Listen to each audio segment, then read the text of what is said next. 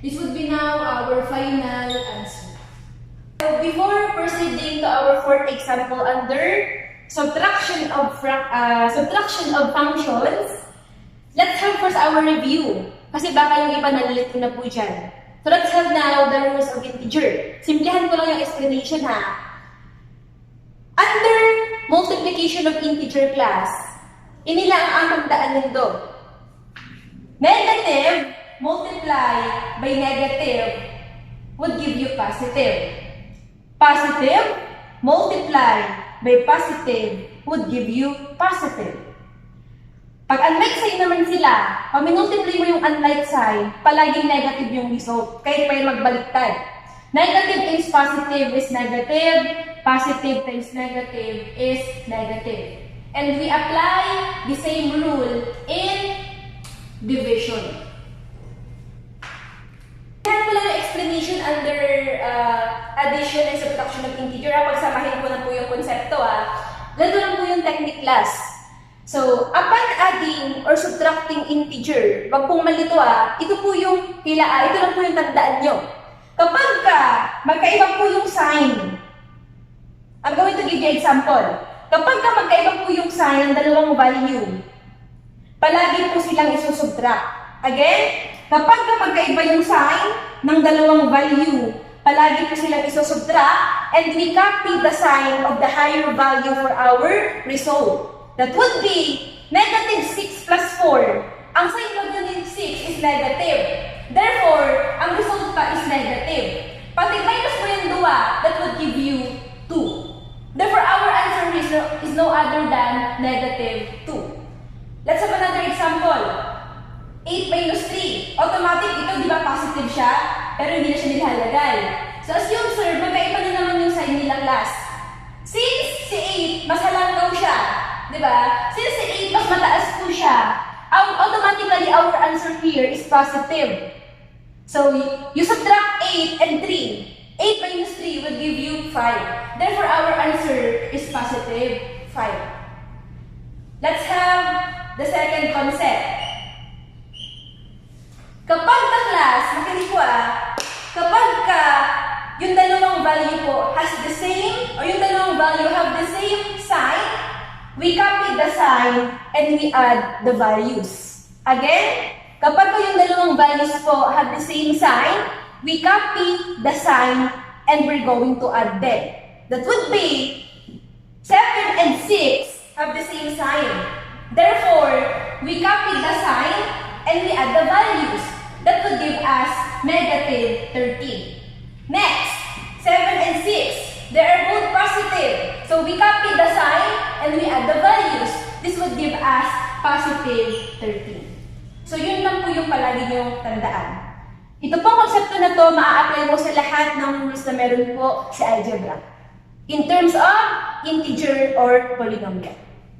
I-complex example Pero hindi naman siya actually complex. Nagkataon na trinomial po yung given. So let's have the fourth example class. Our function f is x squared plus 5x plus 4. Our function g is x squared plus 2x minus 8. So applying our notation, f minus g of x is equal to f of x minus g of x.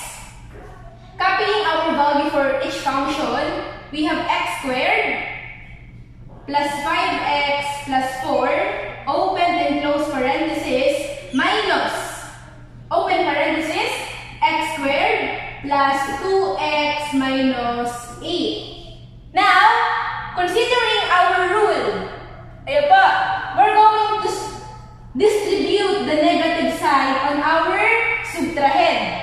This would give us, we copy this one, the minuend, x squared plus 5x plus 4. Let us distribute now the operation, the negative sign. Negative times positive x squared would give us negative x squared. Negative multiply to positive 2x would give us negative 2x. Negative multiply to negative 8. This would give us positive 8. Bakit po siya naging positive 8, negative times negative would give us positive. So, on this area po, we're going to combine. Yeah po, we're going to combine like terms. This would be now x squared minus x squared plus 5x. Ano ba yung term na kapareho ni 5x? Di ba we have negative 2x? So, itabi po natin siya dito. Negative 2x plus 4 plus 8. Right after that, i-combine na po natin.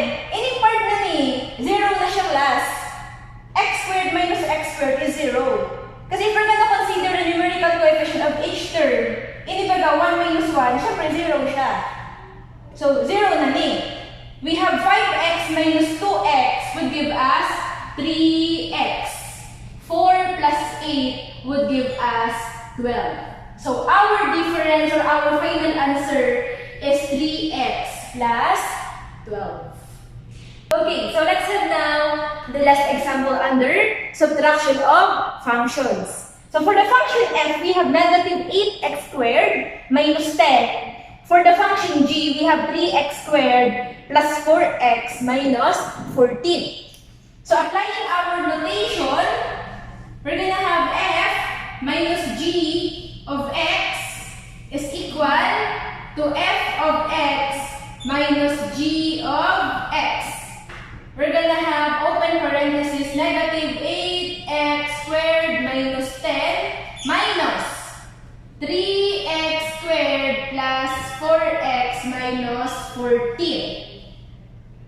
Applying or distributing the negative sign on our subtrahend, we copy first here the minuend. Negative 8x squared minus 10. Negative times positive 3x squared would give us negative 3x squared. Negative multiply to positive 4x would give us negative 4x. Negative multiply to negative 14. This would give us positive 14. Right after that, combining like terms. We're gonna have negative 8x squared minus 3x squared minus 4x minus 10 plus 14. Like term yung dalawa, di ba? Kasi, bukod sa pagkapareho yung variable, pareho din po yung exponent nila. Pero si 4x, si negative 4x, hindi po siya kasali. Hindi po siya pwedeng i-combine dito sa dalawa. Bakit po? Oo, tama kayo. As you can see, pareho yung variable. But they don't have the same exponent. Therefore, bako pong like term, dahil siya kasali, si negative 4x. So, I hope na iintindihan. So, as we combine them class, the same variable, the same exponent, as we combine the two values, since they have the same sign, by rules of integer, sabi ko sa Indo, itong yaon doon sa bago, negative parehas. Therefore, we copy the sign and we're going to add the value. This would give us negative 11x squared minus 4x. On this part naman, they are unlike sign.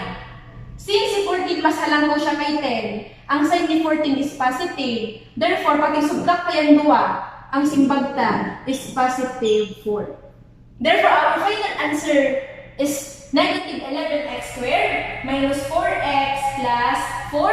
And this is now our